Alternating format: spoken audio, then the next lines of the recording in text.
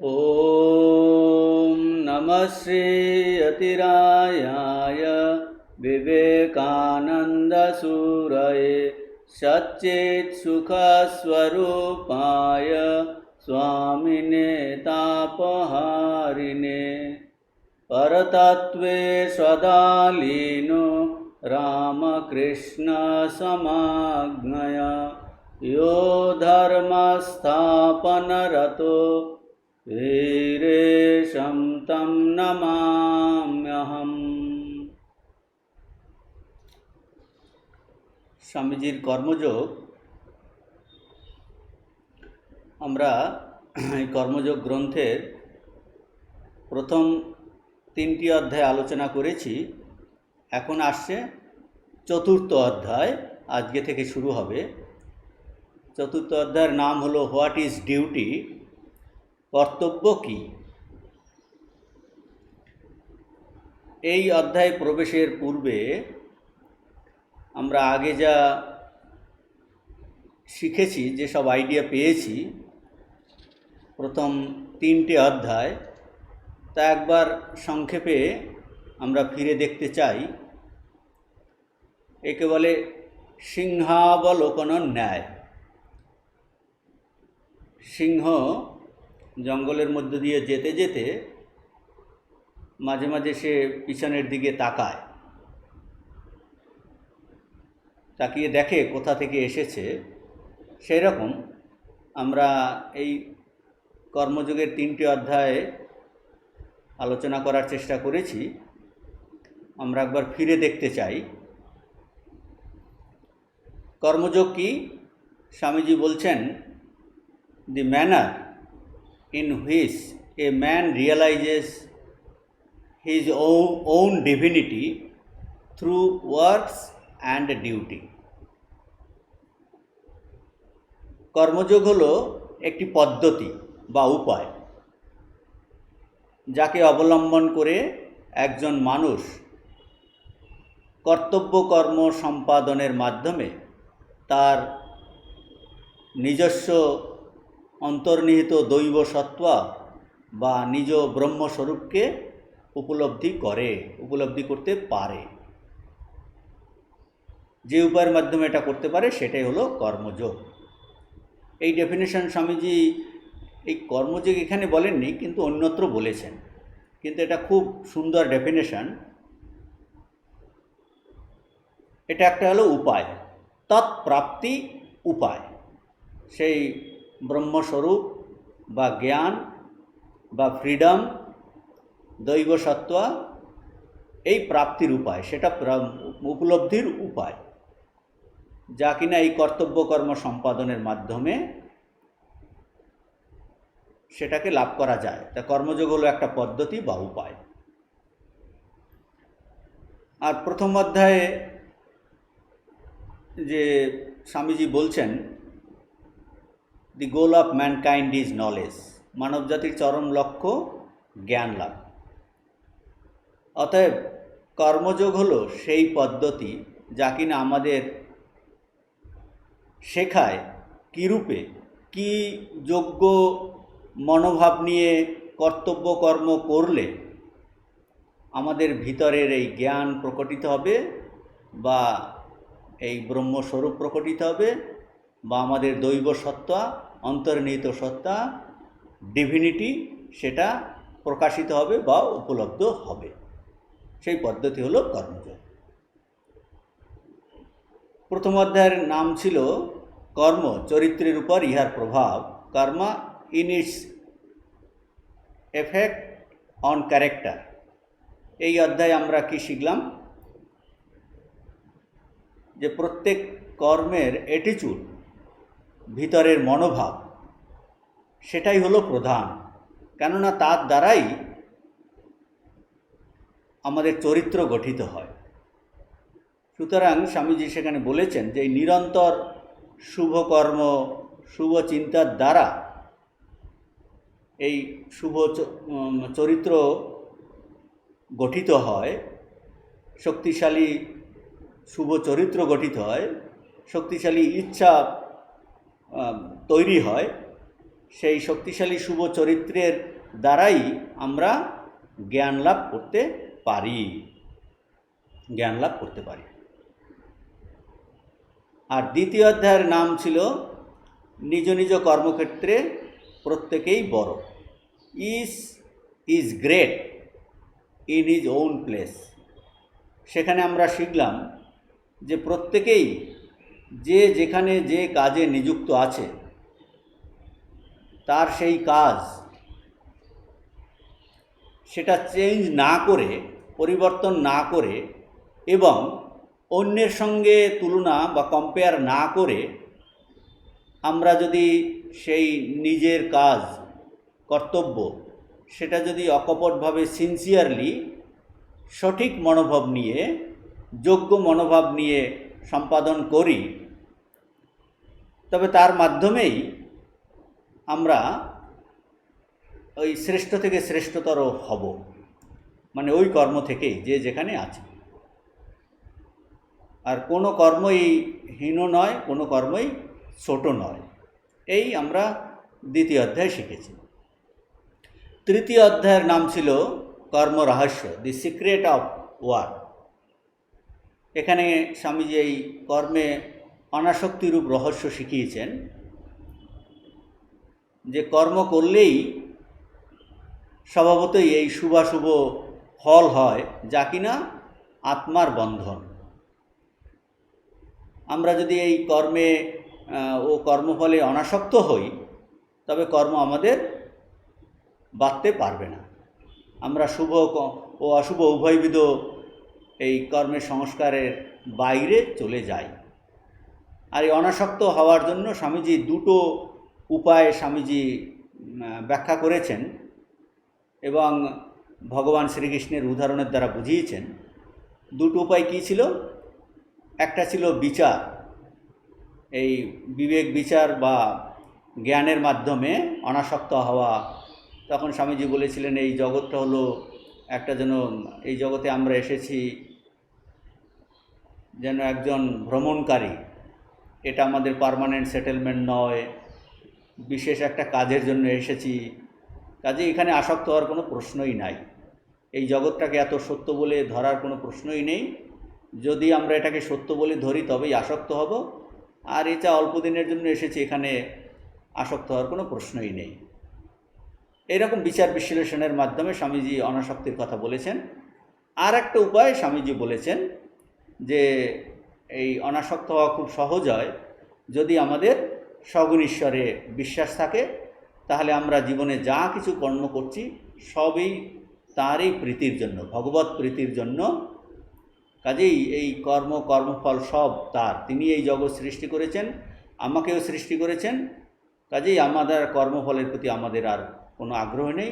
আমরা তো প্রভুকেই চাইছি, কর্মফল আর কর্ম এগুলো আমরা চাইছি না। এটা সবই প্রভুর সেবা, তার পূজা। এই দুটো উপায় শিখিয়েছেন। এখন আমরা আসি বর্তমান যে চতুর্থ অধ্যায়, হোয়াট ইজ ডিউটি, কর্তব্য কি। কর্তব্য মানে যা করা উচিত। গীতাতে ভগবান এটাকে বলেছেন কার্যম কর্ম। কর্তব্য হলো যা করা উচিত, কিন্তু কি করা উচিত এটা কিসের উপর নির্ভর করে স্বামীজি এইগুলো ভালো করে বোঝাবেন যে কি আমাদের কর্তব্য। যা তো করা উচিত, কিন্তু কি করা উচিত, কি করা উচিত এটা কিসের উপর নির্ভর করে, কোন কোন ফ্যাক্টরের উপর নির্ভর করে এবং আমাদের মধ্যে কর্তব্যবোধ উৎপাদন করে, এগুলো স্বামীজি বোঝাবেন। এই অধ্যায়ের নামেই দেখতে পাচ্ছি আমরা question mark, what is duty, কর্তব্য কি। অর্থাৎ এটার দ্বারা কোশ্চেন মার্ক দ্বারা বোঝা যাচ্ছে যে কোনো একটা কাজকে, কোনো একটি কর্তব্যকে, ফিক্সড কর্তব্যকে আমরা একটা জিনিসকে ফিক্সড কর্তব্য বলে নির্দেশ করতে পারি না, আমরা পারছি না। সবার জন্য একটা কর্তব্য প্রযোজ্য নয়, একটা কর্মই যে কর্তব্য এটা প্রযোজ্য নয়। সেই জন্য note of interrogation, what is duty, আমার কি কর্তব্য। আমার যা কর্তব্য অন্যের ক্ষেত্রে সেটা তো কর্তব্য নয়। আমাদের সমাজে, ভারতীয় সমাজে যে কর্তব্যের বোধ এক ধরনের, অন্য সমাজে, অন্য দেশে, অন্য ধর্মে কর্তব্যের বোধ আলাদা। সেই জন্য স্বামীজি এই হেডিংয়েই প্রশ্নবোধক দিয়েছেন, হোয়াট ইজ ডিউটি। যা করা উচিত সেটাই হলো ডিউটি, কিন্তু কি করা উচিত। তো এই কর্তব্যের ধারণা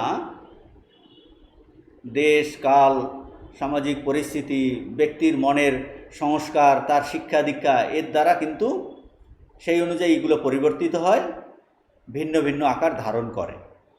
কাজে এই কর্তব্যের একটা নির্দিষ্ট ফিক্সড সংজ্ঞা এটা নির্ধারণ করা যায় না, যাকে বলে অবজেক্টিভ ডেফিনেশন।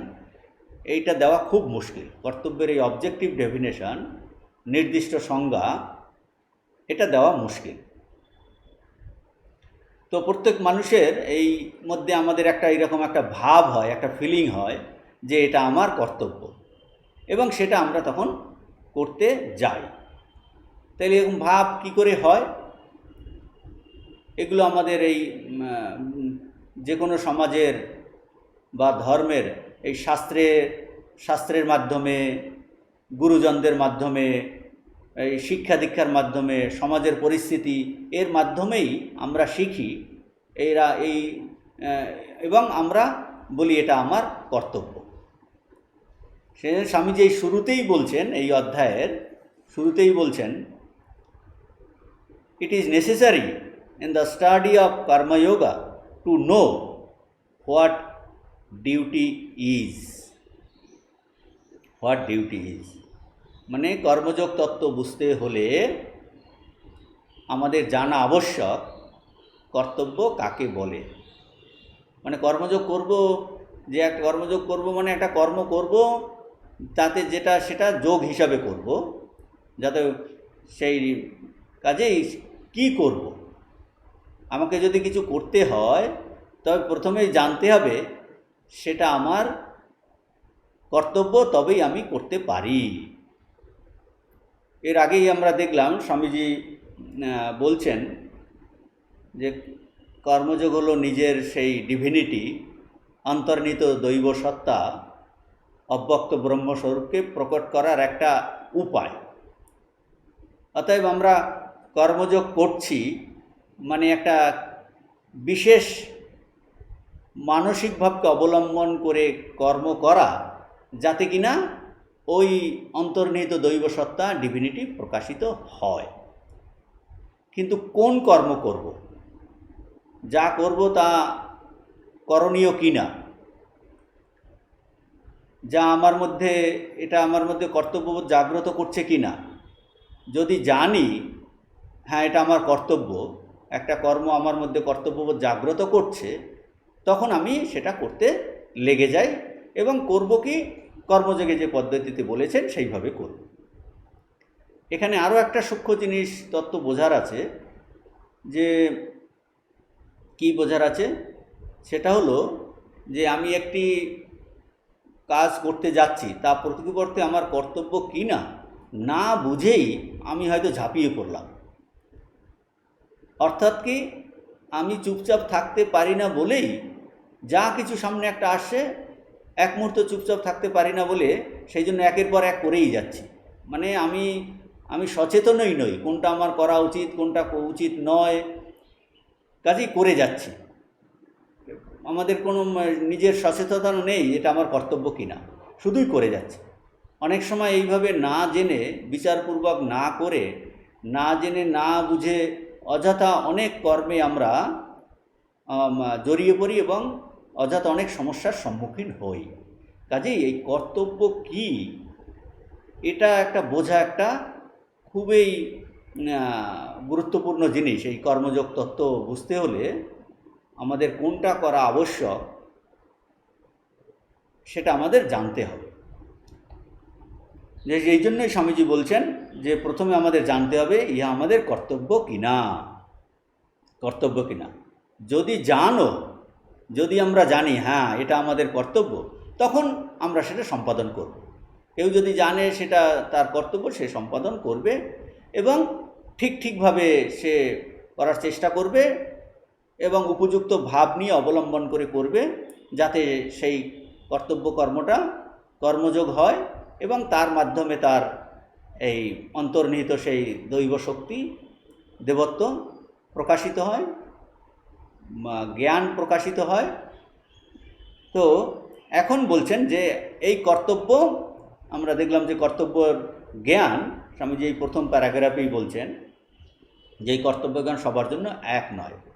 বলছেন কর্তব্য জ্ঞান আবার বিভিন্ন জাতির মধ্যে ভিন্ন ভিন্ন ভিন্ন ভিন্ন কর্তব্য বিভিন্ন জাতির মধ্যে এটা ভিন্ন ভিন্ন, সেটা স্বামীজি বুঝিয়েছেন। যে একজন মুসলমান বলবেন যে তার শাস্ত্র কোরআনে যা লেখা আছে সেটাই তার কর্তব্য, আর একজন হিন্দু বলবেন যে তার বেদে যা লিখিত আছে সেটাই তার কর্তব্য। তেমনি একদম খ্রিস্টান বলবেন বাইবেলে যা লিখিত আছে সেটাই তার কর্তব্য। এই প্রথম প্যারাগ্রাফে স্বামীজি এই জিনিসগুলো আলোচনা করেছেন যে কর্মযোগের তত্ত্ব বুঝিতে হইলে আমাদের জানা আবশ্যক কর্তব্য কাহাকে বলে। আমাকে যদি কিছু করিতে হয় তবে প্রথমেই জানিতে হইবে ইহা আমার কর্তব্য, তবেই তাহা করিতে পারিব। কর্তব্য জ্ঞান আবার বিভিন্ন জাতির মধ্যে ভিন্ন ভিন্ন। মুসলমান বলেন তাহার শাস্ত্র কোরআনে যা লিখিত আছে তাহাই তাহার কর্তব্য, হিন্দু বলেন তাহার বেদে যাহা আছে তাহাই তাহার কর্তব্য, খ্রিস্টান আবার বলেন তাহার বাইবেলে যাহা আছে তাহাই তাহার কর্তব্য। সুতরাং আমরা দেখিলাম জীবনের বিভিন্ন অবস্থায়, ইতিহাসের বিভিন্ন যুগে ও বিভিন্ন জাতির ভিতরে কর্তব্যের ভাব ভিন্ন ভিন্ন। আর বলছেন যে অন্যান্য সার্বভৌম ভাববোধক শব্দের ন্যায় কর্তব্য শব্দেরও স্পষ্ট সংজ্ঞা দেওয়া অসম্ভব। কর্মজীবনে উহার পরিণতি ও ফলাফল জানিয়াই আমরা উহার সম্বন্ধে একটা ধারণা করিতে পারি। তো বলছেন যে এই হিন্দু হোক মুসলমান হোক প্রত্যেকের এই বলছে তার শাস্ত্রে যেটা বলা আছে সে বলছে সেইটা আমার কর্তব্য। আবার সেই হিন্দু মুসলমান প্রত্যেকের জীবনে তাদের অবস্থা ভেদে তাদের মধ্যে আবার কর্তব্যের ভাবও আলাদা হয় জীবনের অবস্থা ভেদে। এবং স্বামীজি এইমাত্র পড়লাম আমরা যে বলছেন ইতিহাসের বিভিন্ন যুগে ও বিভিন্ন জাতির মধ্যে এই কর্তব্যের ভাব আলাদা আলাদা। এইসব বিভিন্ন বিবিধতা দেখে, এত ডিফারেন্স দেখে স্বামীজি বলছেন যে অন্যান্য সার্বভৌম ভাববোধক শব্দের ন্যায় অ্যাবস্ট্রাক্ট যে আইডিয়া বলছে শব্দের ন্যায় কর্তব্য শব্দের একটা স্পষ্ট সংজ্ঞা দেওয়া অসম্ভব। অবজেক্টিভ ডেফিনেশন দেওয়া কর্তব্য শব্দের এটা প্রায় ইম্পসিবল। তাহলে প্রশ্ন হতে পারে তবে আমরা কি করে আমরা এই কর্তব্যের ধারণা বুঝতে পারি, কি করে আমাদের এই কর্তব্যের ধারণা হয়? এটা তো হচ্ছে, এটা তো আমরা অস্বীকার করতে পারছি না যে আমাদের একটা কর্তব্যের ধারণা হচ্ছে। কি করে হচ্ছে স্বামীজি এটা বলছেন এই প্রথম প্যারাগ্রাফের লাস্টে একটা পয়েন্ট বলেছেন এবং এইটাই কন্টিনিউশন করছেন দ্বিতীয় প্যারাগ্রাফে। বাংলা বইয়ের এই 39 পৃষ্ঠাতে যে প্রথম প্যারাগ্রাফ, ইংরেজি বইয়ে পেজ নাম্বার 52 প্রথম প্যারাগ্রাফেই এই আলোচনা করেছেন যে আমরা কি করে এই কর্তব্যের ধারণা বুঝতে পারি বা কি করে আমাদের কর্তব্যের ধারণা হয়। স্বামীজি বলছেন কর্মজীবনে এই কর্তব্যের পরিণতি ও ফলাফল দেখে একটা ধারণা করতে পারি। কর্তব্যের পরিণতি কি হচ্ছে আর ফলাফল দেখে আমরা একটা ধারণা করতে পারি। এবং দ্বিতীয় অনুচ্ছেদে ওইটাই আবার বলছেন, আরও দু একটা এই এটাকে ব্যাখ্যা করছেন। স্বামীজি বলছেন এই দ্বিতীয় প্যারাগ্রাফে যে যখন আমাদের সামনে অনেকগুলি এই ঘটনা ঘটে সেগুলো দেখে আমাদের সবারই মনে এই বিশেষভাবে কাজ করবার কিছু একটা ফিলিং, একটা ভাব উদয় হয়। আমার সামনে অনেকগুলো ঘটনা পরপর ঘটছে, সেই ঘটলে তখন এই শুধু আমার না বলছে সবারই মনে একটা বিশেষভাবে কিছু কাজ করার একটা ফিলিং হয়, একটা ভাব হয়। আর এই ভাবের উদয় কিভাবে হচ্ছে বলছে এটা স্বাভাবিক ন্যাচারাল ইম্পালস, অথবা এটা কিন্তু পূর্ব সংস্কার অনুযায়ী হতে পারে, ট্রেন্ড ইম্পালস হতে পারে।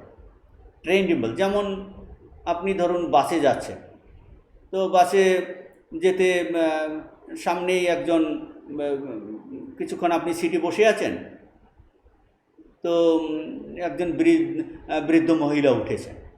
উঠেই যে এই ঘটনা ঘটছে দেখে আমাদের মনে একটা বিশেষভাবে কাজ করার, যে না ইনি বৃদ্ধা, একে তিনি দাঁড়াতে পারবেন না, আমাদের মনে একটা ফিলিং হয় যে আমার উচিত এনাকে সিটটা ছেড়ে দেওয়া।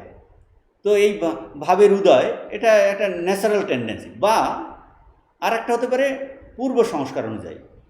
এটা যদি বাচ্চা ছেলে, সে তাকে হয়তো মা তাকে ট্রেন করেছে, মা বাবা বা স্কুলের টিচার ট্রেন করেছে যে এইরকম বাসে যদি দেখো বৃদ্ধ বা বৃদ্ধারা ওঠে, তুমি সিটটা তাকে কিন্তু ছেড়ে দেবে, তার সেবা করার চেষ্টা করবে। একজন দৃষ্টিহীন লোক যদি রাস্তা দিয়ে পার হতে পারছে না, তুমি তাকে সাহায্য করবে রাস্তা পার করে। এটা হলো এই ট্রেইনড ইম্পালস। একটা হলো স্বাভাবিক ট্রেন। বলছে যখন আমাদের সামনে এইরকম কতগুলো ঘটনা ঘটে, তা দেখে আমাদের মনে এই বিশেষভাবে কিছু একটা করার যে ভাব বা ফিলিং উদয় হয়, সেটা ন্যাচারাল হতে পারে, স্বাভাবিক হতে পারে, বা ট্রেইনড ইম্পালস হতে পারে। আমাকে হয়তো বাড়িতে গুরুজনরা শিখিয়েছেন, বা কোনো বই পড়ে, বা স্কুলে আমরা, বা পূর্ব সংস্কার অনুযায়ী এরকম হয়। আর সেই ভাবের উদয় হলে, যেটা স্বাভাবিক বা ট্রেইনড ইম্পালস, মন তখন সেই পরিবেশে, সেই পরিস্থিতিতে, ওই অবস্থা সম্বন্ধে সে চিন্তা করে, এবং এর ফলে কি হয়, ওই কখনো মনে হয় এই অবস্থায় এইভাবে কর্ম করাই সঙ্গত। অন্য সময় সেইরূপ অবস্থা হলে সেভাবে কর্ম করা অন্যায় বলে মনে হয়। একটা অবস্থাতে এই রকম কর্ম করা মনে হয় এই পরিস্থিতিতে এখানে কর্ম করা উচিত এইভাবে, এটাকে সিট ছেড়ে দেওয়া উচিত। অথচ ওই রকম একজন কম বয়সী উঠলে কিন্তু তাকে আমরা সিট ছেড়ে দেই না। তো এটাই বলছেন যে অবস্থা বুঝে, পরিস্থিতি বুঝে এই রকম মনের মধ্যে একটা ভাব হয়, এর ফলে আমরা ওই একটা পার্টিকুলার বিশেষভাবে আমরা কর্ম করি, এবং মনে করি এটাই এইভাবে কর্ম করা সঙ্গত। আর অন্য আর এক সময় হয়তো সেইরূপ অবস্থা হলে সেইভাবে কর্ম করা অন্যায় বলে মনে করি।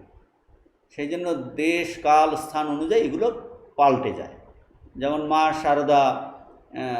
শারদাকে ঠাকুর শিখিয়েছেন যে যখন যেমন তখন তেমন, যেখানে যেমন সেখানে তেমন, যার সঙ্গে যেমন তার সঙ্গে তেমন। তো এই অনুযায়ী এই যখন যেমন মানে সময়ের দিক দিয়ে, যেখানে মানে স্থান বুঝে, যার সঙ্গে যেমন তার সঙ্গে, মানুষ বুঝে। যে একজন খুব রাগী মানুষ, তার সঙ্গে একটু রেগে বললেই সেও রেগে যাবে। কাজে মানুষ বুঝে, স্থান বুঝে, সব আলাদা আলাদা হয়ে যায়। ঠাকুর বলছেন যে কেউ একজন পাগল লোকের সঙ্গে হলে, ওরে খুড়ো কীরকম আছো, কুকুর দেখলে, রাগী কুকুর দেখলে তাদের আদর করে কিছু একটা খাবার দিয়ে শান্ত করতে হয়, মুখ দিয়ে একটা শব্দ করতে হয় যাতে যে বুঝতে পারে যে আমাকে আদর করছে।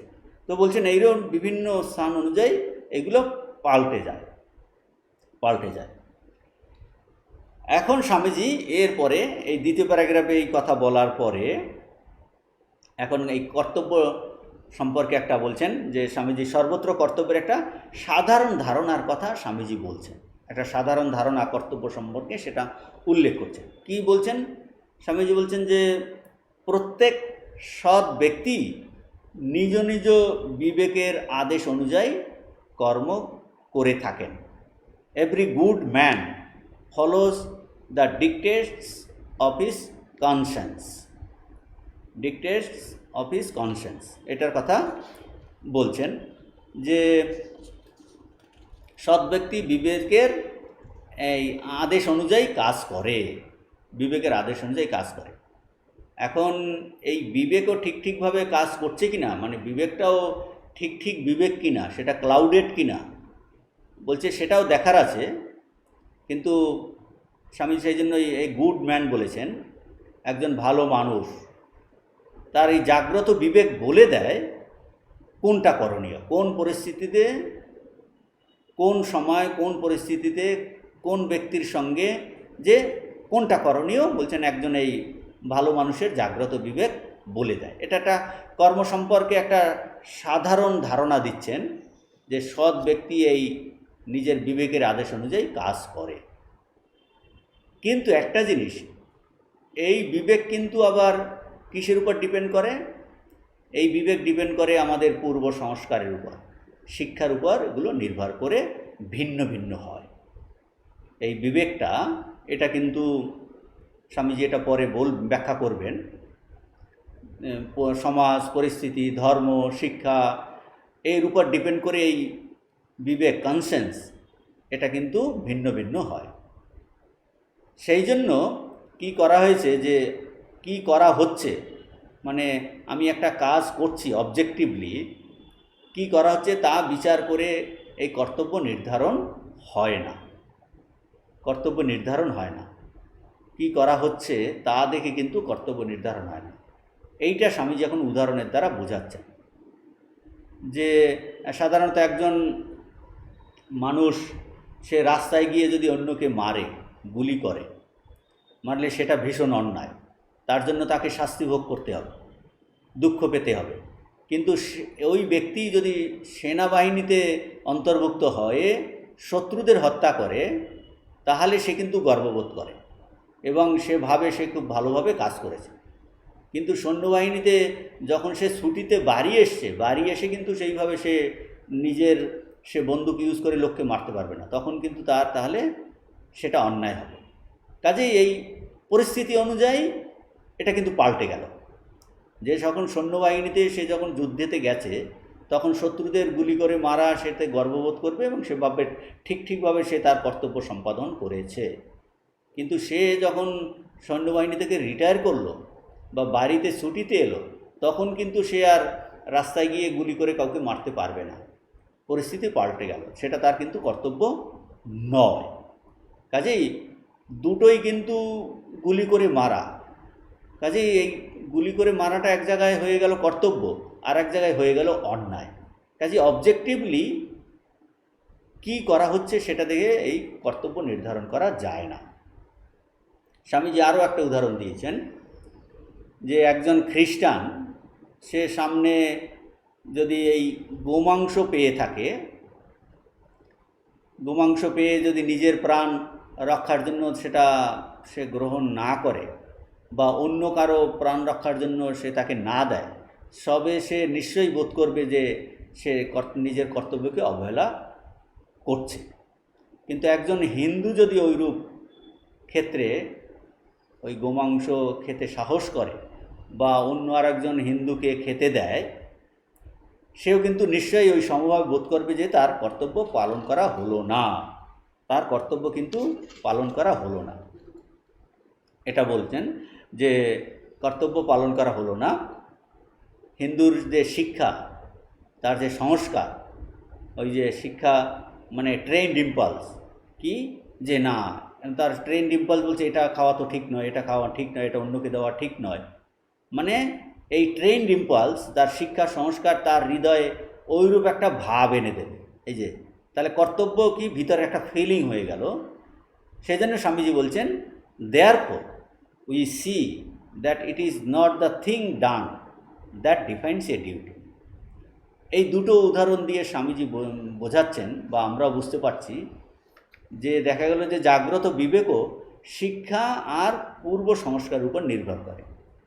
খ্রিস্টান হলে তার শিক্ষার পূর্ব সংস্কার অনুযায়ী তার জাগ্রত বিবেক কী হবে?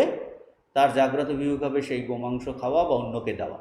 কিন্তু হিন্দুর ক্ষেত্রে তার শিক্ষা সংস্কার অনুযায়ী তার জাগ্রত বিবেক হবে না, সেটা কিন্তু কর্তব্য হলো না। এইটা বলছেন এই দ্বিতীয় প্যারাগ্রাফে 39 পৃষ্ঠার যে কর্তব্য কি আর দ্বিতীয় অনুচ্ছেদে, যখন আমাদের সম্মুখে কতগুলি ঘটনা ঘটে, তখন আমাদের সকলেরই সেগুলি সম্বন্ধে কোনো বিশেষভাবে কার্য করিবার জন্য স্বাভাবিক, ন্যাচারাল অথবা পূর্ব সংস্কার অনুযায়ী ভাবের উদয় হয়, এই ট্রেন্ড ইম্পালস। সেই ভাবের উদয় হইলে ওই মনোভাব, মন সেই পরিবেশ সম্বন্ধে চিন্তা করিতে আরম্ভ করে। আমরা ওই ওই ওই সময় কী করণীয় এটা চিন্তা করি। কখনো মনে হয় এরূপভাবে এরূপ অবস্থায় এইভাবে কর্ম করাই সঙ্গত, আবার অন্য সময় ঠিক সেইরূপ অবস্থা হইলে সেইভাবে কর্ম করা অন্যায় বলিয়া মনে হয়।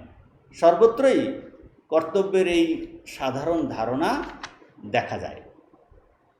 এই বলছেন যে সর্বত্রই কর্তব্যের এই সাধারণ ধারণা দেখা যায় যে কি প্রত্যেক সৎ ব্যক্তি নিজ বিবেকের আদেশ অনুযায়ী কর্ম করিয়া থাকেন, যেটা আমরা আলোচনা করলাম। কিন্তু বিশেষ কোন গুণ কর্মকে কর্তব্যে পরিণত করে, বেশ কোন গুণ বলছে কিভাবে কর্তব্যে পরিণত করে, এরপরে উদাহরণ দিয়ে বোঝাচ্ছেন। যদি একজন, এই যে খ্রিস্টানের উদাহরণ দিচ্ছেন, গোমাংস পেলে সে যদি নিজে না খায় বা অন্যকে না দেয় তাহলে তার কর্তব্যে অবহেলা করা হয়েছে। তারপর হিন্দুর কথা বলছেন, সে যদি ওইটা করে তাহলে সেটাও তার মনে হবে যে সে কর্তব্য পালন করলো না, যে সে ভুল করছে। হিন্দুর শিক্ষা ও সংস্কার তাহার হৃদয় ওরূপ ভাব আনিয়া দেবে। স্বামীজি আরও একটা জিনিস এখানে বলছেন, গত শতাব্দীতে ভারতে ঠক নামে কুখ্যাত দস্যুদল ছিল। তাদের ধারণা ছিল যাহাকে পাইবে তাহাকেই মারিয়া সর্বস্ব অপহরণ করাই তাদের কর্তব্য। যদি ওটা ডেমনিক্যাল, বলছে তাদের এইরকম মনের ইম্পালস, আর যে যত বেশি লোক মারিতে পারে সে নিজেকে তত বড় মনে করিত। সাধারণত একজন, কিন্তু এই উদাহরণের ক্ষেত্রে এটা যদিও তারা বলছে এটা তাদের ক্ষেত্রে ওর ওই রকম চিন্তাধারা, কিন্তু এটা তো মানুষকে পরে বলবেন স্বামীজি যে এই কর্তব্য ওই মানুষকে মেরে ঠক যারা, সেইটা করে তার কিন্তু জীবনে উন্নতি হয় না। কাজেই এটা তার, যদিও তারা কর্তব্যকে ওইভাবে বলে, কিন্তু তার দ্বারা ওটা ডিপেন্ড, কারণ সেটা তার জীবনকে উন্নতি করতে সাহায্য করে না। পরে আমরা দেখব স্বামীজি এই ডেফিনেশন দেবেন। তারপর বলছেন ওই সৈন্যবাহিনীর যে একজন লোকের কথা, সাধারণত একজন পথে বাহির হইয়া আর একজনকে গুলি করিয়া হত্যা করিলে অন্যায় কার্য করিয়াছে মনে করিয়া দুঃখিত হইয়া থাকে। কিন্তু সেই ব্যক্তি যদি সৈন্যদলের অন্তর্ভুক্ত হইয়া শুধু একজনকে নয় 20 জনকে গুলি করিয়া হত্যা করে, তবে সে আনন্দিতই হয় এবং ভাবে সে অতি সুন্দর রূপে তার কর্তব্য সম্পাদন করিয়াছে। অতএব এটি বেশ বোঝা যাইতেছে যে কি করা হইয়াছে বিচার করিয়াই কর্তব্য নির্ধারিত হয় না। কাজেই যদিও স্বামীজি এই কর্তব্য কর্মের ক্ষেত্রে একটা সাধারণ ভাব বললেন যে প্রত্যেকেই বিবেকের, সৎ ব্যক্তি বিবেক অনুযায়ী কাজ করে, কিন্তু এই জাগ্রত বিবেকও শিক্ষা পূর্ব সংস্কারের উপর নির্ভর করে। এর পরের প্যারাগ্রাফে বাংলা বইয়ে, স্বামীজি ইংরেজি বইয়ে continuation of the same paragraph, Bangla বই আলাদা আলাদা প্যারাগ্রাফ আছে। পৃষ্ঠা 40-এর শেষ অনুচ্ছেদে স্বামীজি বলছেন যে, আর ইংরেজি বইয়ে পেজ নাম্বার 53-র একদম শেষের দিকে আছে।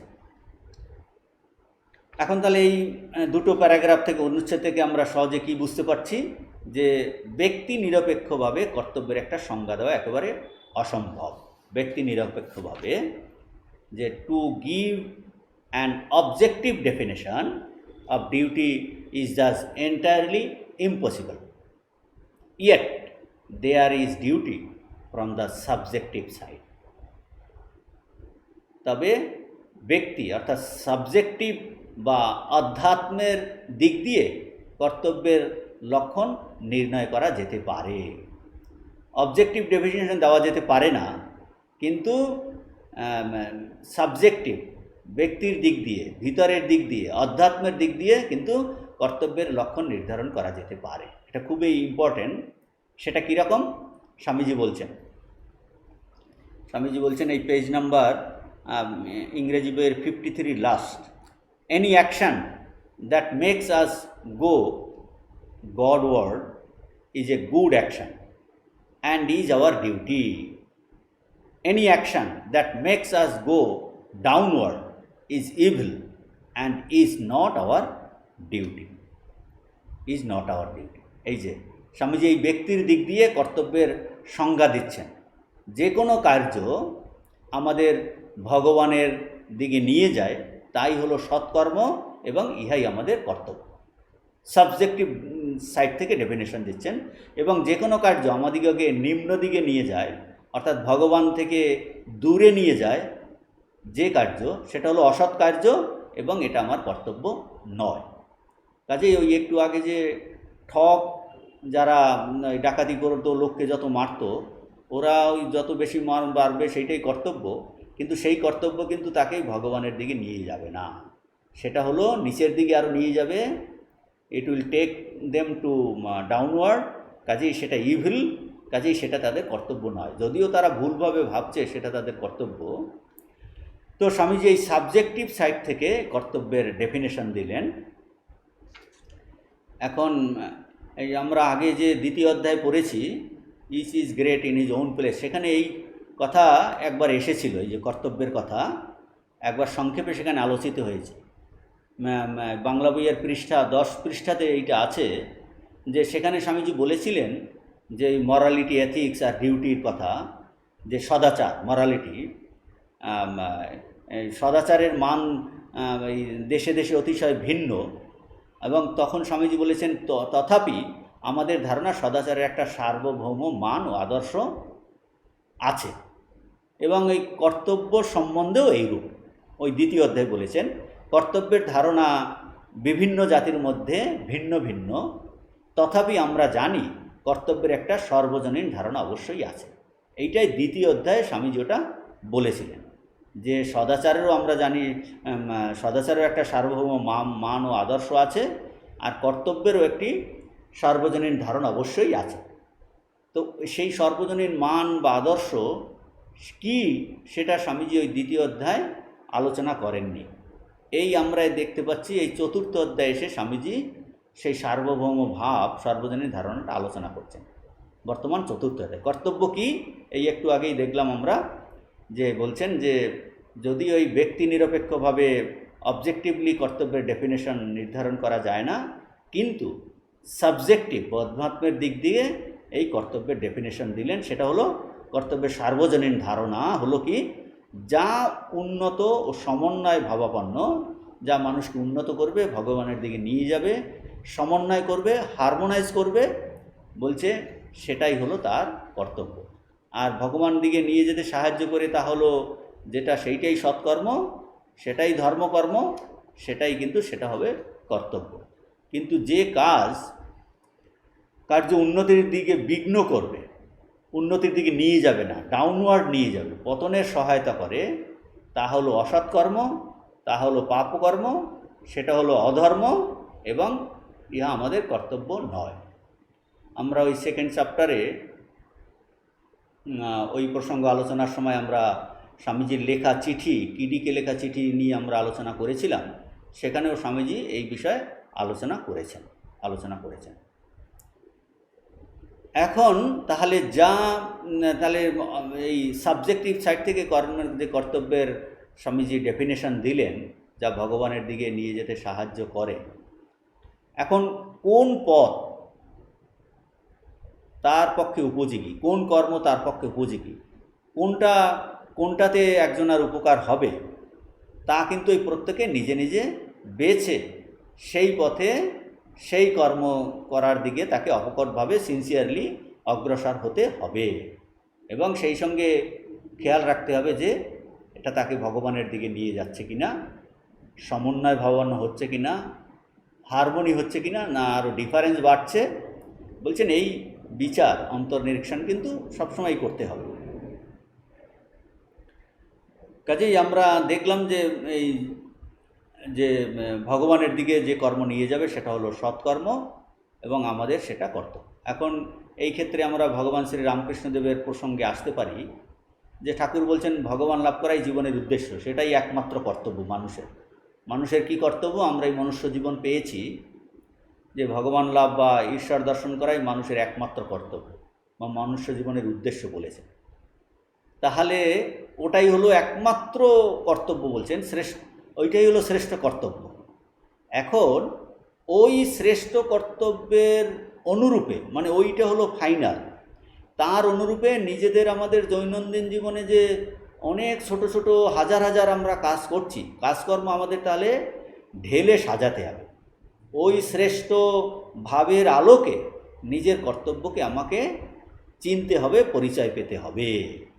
মানে আমরা এই দুদিক দিয়ে এই কর্তব্যকে বোঝা। দুদিক দিয়ে বোঝা মানে একদিক দিয়ে স্বামীজি বললেন যে যে কর্মগুলো আমাকে ভগবানের দিকে নিয়ে যাবে সেটা হলো সৎকর্ম, ভগবানের দিকে নিয়ে যেতে সাহায্য করে সেটা হলো সৎকর্ম, এবং সেইটা আমার কর্তব্য। এখন উল্টো দিক দিয়ে আমরা বলছি যে ভগবান লাভ হলো জীবনের উদ্দেশ্য, সেইটাই একমাত্র কর্তব্য। কাজেই ওই ভগবান লাভ উদ্দেশ্যকে লক্ষ্য রেখে আমাদের দৈনন্দিন জীবনের সমস্ত কর্মগুলোকে, অন্য ছোট ছোট কর্তব্য কর্মগুলোকে এমনভাবে ঢেলে সাজাতে হবে যেটা কিনা ওই শ্রেষ্ঠ কর্তব্য যাতে ভগবান লাভ হয়, ঢেলে সাজাতে হবে। সেই ভাবের আলোকে সমস্ত কর্তব্যকে চিনতে হবে। এই দুদিক দিয়ে বলা, একদিক দিয়ে এদিক দিয়ে করার সময় যেটা করব সেটা যেন আমাকে ভগবান লাভের দিকে নিয়ে যায়, সেটা সাহায্য করে, সেটা হবে সৎকর্ম। আর উল্টো দিকে ওই হাইয়েস্ট গোল হলো ভগবান লাভ, সেটাকে মাথায় রেখে সমস্ত কর্তব্য কর্মগুলোকে ঢেলে সাজানো, যে কোনটা আমার কর্তব্য, এইটা করলে আমাকে ভগবান লাভ এর দিকে নিয়ে যাবে, ওই দিকে আমার সহায়তা হবে, তখন আমি সেটা করব। এই দুদিক দিয়ে বোঝা। এরপর স্বামীজি বলছেন যে অধ্যাত্মের দিক দিয়ে যদি আমরা দেখি, আমরা দেখতে পাই যে একজন ব্যক্তির সাবজেক্টিভ দিক দিয়ে, ব্যক্তির দিক দিয়ে, তাহলে কতগুলি কর্ম আমাকে উন্নত করে, মহান করে, আর কতগুলি এই কার্যের প্রভাবে আমরা অবনত ও পশুভাবাপন্ন হই। এবং দেখা যায় কিছু কর্ম আমাকে উন্নত করছে এবং সেই কাজ অন্যকে উন্নত নাও করতে পারে। আবার কতগুলি কর্ম হয়তো অন্যকে উন্নত করছে কিন্তু আমাকে অবনত করছে। কাজেই এটা স্বামীজি পরে আলোচনা করবেন। তাহলে কি সর্বাবস্থায় তাহলে সকল মানুষের পক্ষে কি বলছেন, কিন্তু তাহলে তো সর্বাবস্থায় সকল মানুষের পক্ষে কোনটা দ্বারা কীরূপে কি ভাব আসবে সেটা নিশ্চয় করে বলা সম্ভব নয়। এখন নূতন একটা স্বামীজি জিনিস বলছেন যে সর্বাবস্থায় সকল মানুষের পক্ষে কোন কার্যের দ্বারা কীরূপ ভাব আসবে তা নিশ্চয় করে বলা সম্ভব নয়। মানে কতগুলি কার্য আমাকে উন্নত মহান করে, কতগুলো কার্য আমাকে অবনত করে, পশুভাবাপন্ন করে। অন্যের ক্ষেত্রে হয়তো সেটা আমাকে যেটা উন্নত করছে, অন্যের ক্ষেত্রে সেটা তাকে উন্নতি করছে না। কাজেই সমস্ত অবস্থায় সকল মানুষের মধ্যে কোনটা তার কার্যের, কোন কার্যের কীরূপ, কোন কার্যের দ্বারা কীরূপ ভাব হবে সেটা নিশ্চয় করে বলা সম্ভব নয়। এই কর্তব্যের এইরূপ বিভিন্নতা আর বিবিধতা বলার পরে এখন স্বামীজি বলছেন যে এই সকল যুগের, সকল সম্প্রদায়ের ও সকল দেশের মানুষ কর্তব্য সম্বন্ধে কেবল একটি ধারণা এক বাক্যে স্বীকার করে নিয়েছে। সেটা কি এই সংস্কৃত শ্লোকে আছে, পরোপকার পুণ্যায় পাপায় পরপীড়নম। এই কথা স্বামীজি বলছেন, পাপায় পরপীড়নম। যে এখন আমরা এই দুদিক থেকে কর্তব্যের সংজ্ঞা পেলাম। প্রথমে বললেন যে কর্তব্যের অবজেক্টিভ ডেফিনেশন দেওয়া যায় না, কর্তব্য কি ঠিক করা যায় না। তারপর সাবজেক্টিভ দিক দিয়ে ডেফিনেশন দিলেন যেটা ভগবানের দিকে নিয়ে যায়।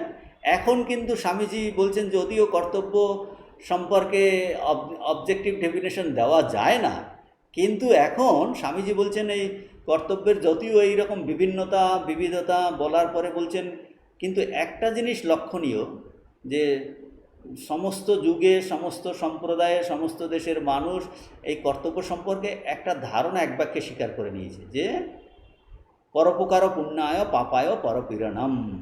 কি যে যে এমন কিছু করা উচিত নয় যেটা অন্যের ক্ষতি করে। তাহলে আমরা দুদিক দিয়ে ডেফিনেশন পেলাম, দুদিক দিয়ে ডেফিনেশন পেলাম। একটা হলাম সাবজেক্টিভ দিক দিয়ে, ভিতরের দিক দিয়ে কি, ব্যক্তির দিক দিয়ে সাবজেক্টিভ সাইড থেকে কর্তব্য কি, যাতে আত্মোন্নতি হয়, অর্থাৎ যে কর্তব্য কর্ম এক ব্যক্তিকে ভগবানের দিকে, জ্ঞান আরোহণের দিকে বা তার অন্তর্নিহিত দেবত্ব প্রকাশের দিকে নিয়ে যায়, সেটা হবে সৎকর্ম, সেটা তার কর্তব্য। আর যদি তাকে একটা কর্ম তাকে অবনত করে, এর থেকে দূরে নিয়ে যায়, সেটা তার কর্তব্য না। আর বাইরের দিক দিয়ে দেখলে ওই ব্যক্তির মানে অবজেক্টিভলি ডিউটি কি বলছে, যে কর্তব্য কর্মে অন্যের কল্যাণ হয়, ক্ষতি না হয়, সেটাই হবে তার কর্তব্য। পরোপকার পুণ্যায় পাপায় পরপরিণাম, যে কর্মতে অন্যের অশুভ হবে, তার অকল্যাণ হবে, বলছে সেটা কিন্তু কর্তব্য নয়, সেটা কর্তব্য নয়। কাজেই যদিও স্বামীজি প্রথম বলছেন ডেফিনেশন দেওয়া সম্ভব নয় কর্মের বিভিন্নতা, এখন এত আলোচনা করার পরে স্বামীজি কিন্তু দুদিক দিয়েই ডেফিনেশন দিলেন। সাবজেক্টিভ সাইড থেকেও ডেফিনেশন দিলেন, আর অবজেক্টিভ সাইড থেকেও ডেফিনেশন দিলেন। যে সাবজেক্টিভে আর অবজেক্টিভ দুদিক দিয়েই আমরা এই ডেফিনেশন সংজ্ঞা পেলাম। এইটা স্বামীজি এই কর্তব্য কি পৃষ্ঠা 40 এর দ্বিতীয় প্যারাগ্রাফে এই জিনিসগুলো আলোচনা করেছেন। যে বলছেন, সুতরাং ব্যক্তি নিরপেক্ষভাবে কর্তব্যের একটি সংজ্ঞা দেওয়া একেবারে অসম্ভব। এটি কর্তব্য, এটি অকর্তব্য, এইরূপ নির্দেশ করিয়া কিছু বলা যায় না। তবে ব্যক্তি অর্থাৎ সাবজেক্টিভ বা অধ্যাত্মের দিক হইতে কর্তব্যের লক্ষণ নির্ণয়, ক্যারেক্টারিস্টিক্স নির্ণয় করা যাইতে পারে। কি সেটা? যে কোনো কার্য ভগবানের দিকে লইয়া যায় তাহাই সৎকার্য, এবং যে কোনো কার্য আমাদিগকে নিম্ন দিকে লইয়া যায় তাহা অসৎ কার্য। অধ্যাত্মভাবের দিক হইতে দেখিলে আমরা দেখিতে পাই যে এই ভিতরের দিক দিয়ে, মানুষের আধ্যাত্মিক উন্নতির দিক দিয়ে অধ্যাত্মভাবের দিক হইতে দেখলে আমরা দেখতে পাই কতগুলো কার্য আমাদিগকে উন্নত ও মহান করে, আর কতগুলো কার্যের প্রভাবে আমরা অবনত ও পশুভাবাপন্ন হইয়া পড়ি। কিন্তু সর্বাবস্থায় সর্ববিধ ব্যক্তির পক্ষে কোন কার্যের দ্বারা কিরূপ ভাব আসিবে, কোন কার্যের দ্বারা কোন ভাব তার মধ্যে আসবে, যে সেই কাজটা এই কাজটা করলে আমি এলিভেট হচ্ছি আর ডিগ্রেডেশন হচ্ছে, কিরূপ ভাব আসবে তাহা নিশ্চয় করিয়া বলা সম্ভব না। তথাপি বলছেন, তা সত্ত্বেও একটা জিনিস ক্লিয়ার, এইটা বলছেন, সকল যুগের সকল সম্প্রদায়ের ও সকল দেশের মানুষ কর্তব্য সম্বন্ধে কেবল একটি ধারণা এক বাক্যে স্বীকার করিয়া লইয়াছে। এই একটা ইউনিভার্সাল ভাব দিচ্ছেন স্বামীজি। বলছে এটা কিন্তু সমস্ত দেশের ক্ষেত্রেই, সমস্ত সম্প্রদায়ের ক্ষেত্রেই এটা কিন্তু খাটবে। কর্তব্য সময় একটি ধারণা এক বাক্যে স্বীকার করে কি নিয়েছে, এই সংস্কৃত শ্লোকার্থে বর্ণিত হইয়াছে, পরোপকার পুণ্যায় পাপায় পরপীড়নম। এই কথা স্বামীজি বলছেন যে from the subjective standpoint we may see that the certain acts have a tendency to excel and ennoble us, while certain other acts have a tendency to degrade, to brutalize us, মানে পশুভাব করে তোলে। But it is not possible to make out with certainty which acts have which kind of tendency in relation to all persons of all sorts and condition. There is, however, only one idea of duty which has been universally accepted by all mankind of all ages and sects and countries, and that has been summed up in a Sanskrit aphorism thus: do not injure any being.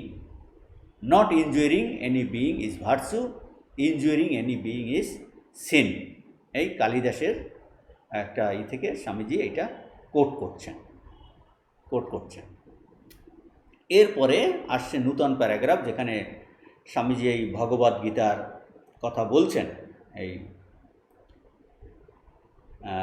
পৃষ্ঠা, বাংলা বইয়ের 41 পৃষ্ঠায় বলছেন যে এই ভগবদ্গীতা জন্ম অবস্থা বর্ণাশ্রমগত কর্তব্যের কথা বারবার উল্লেখ করিয়াছেন।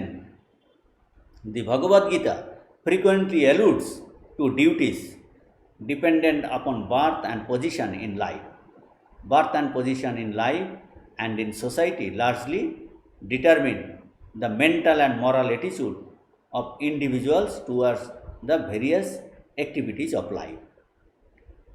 তো এই গীতাতে যে বর্ণ আর আশ্রমের কথা বলা আছে, জন্ম অবস্থাগত কর্তব্যের কথা এখন গীতাতে বলা আছে, যে বিভিন্ন কর্মের প্রতি কোন ব্যক্তির মনোভাব কীরূপ হবে তা ওই ব্যক্তির যে বর্ণ মানে তার যে গুণ, যে গুণ নিয়ে সে জন্মগ্রহণ করেছে, কোন গুণের আধিক্য বেশি, সত্যগুণ বা রজগুণ বা তমগুণ, এই ওই ব্যক্তির বর্ণ হলো সেইটা। আর আশ্রম, সে কোন জীবনের কোন স্তরে আছে, সে ছাত্র জীবন ব্রহ্মচর্য, না গৃহস্থ জীবন, না রিটায়ারমেন্ট লাইফ বানপ্রস্থ, না সে সন্ন্যাসী। আশ্রম আর সামাজিক মর্যাদা, যে কোন সমাজে আছে, কোন সমাজে কি পরিস্থিতিতে আছে, মর্যাদা অনুসারেই অনেকটা নিরূপিত হয়। এই জন্য আমাদের কর্তব্য, যে সমাজে আমরা জন্মগ্রহণ করিয়াছি সেই সমাজের আদর্শ ও কর্মধারা অনুসারে এমন কাজ করা যাহার দ্বারা আমাদের জীবন উন্নত মহৎ হয়। কিন্তু এটি বিশেষভাবে স্মরণ রাখিতে হইবে যে সকল সমাজে ও সকল দেশে এক প্রকার আদর্শ কার্যপ্রণালী প্রচলিত নয়। তো এই গীতার কথা বলছেন, এটা একটু ভালো করে বুঝতে হবে। আমরা এই গীতার প্রসঙ্গ, এই এই যে প্যারাগ্রাফ, এটা আমরা পরের ক্লাসে আলোচনা করব। এটা এই টপিক আজকে শেষ হবে না, আমরা এই গীতার প্রসঙ্গ নিয়ে পরের ক্লাসে আলোচনা করব। আজকে এখানেই শেষ করছি। ওম শান্তি শান্তি শান্তি, হরি ওম তৎসৎ। শ্রীরামকৃষ্ণার্পণমস্তু।